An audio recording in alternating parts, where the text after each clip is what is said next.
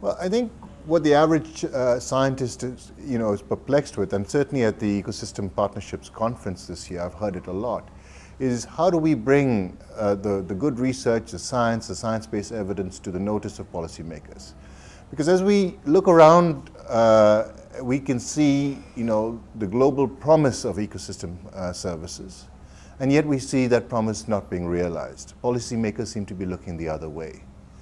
Well, you can imagine the interaction between two different circles, the scientists on the one side and the policymakers on the other. And scientists like to see that as a process of just recapturing, reformulating science-based information in journal papers, for instance, into something like a policy brief and handing it to a policymaker and imagining that the logic of their arguments will sway the day. Well, if you look at it in a two-dimensional space, that they're just two unintersecting circles and you can, draw a line to bridge them. But if you look at it in three-dimensional space, you will pretty soon see that, here's one column and there's another column, and you're going to need a huge ladder to climb from one to the other.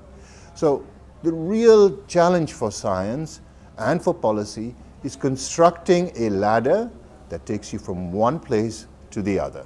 And constructing that ladder is a process that will require a lot of steps, creating a safe space within which to have this dialogue, having both parties have some influence on what's happening so either can be convinced, because it's not just that the policymakers need convincing, the scientists need convincing to understand what they're doing has to be tailored to the real needs of any decision maker, be it a small farmer or be it the president of a country. And we can see this in a number of spheres. Where those bridges or ladders have been constructed, we have progress. We have people adopting science-based information and scientists tailoring their research so that it's actually useful. The challenge I feel in ecosystem services for science is to make that which is invisible, visible.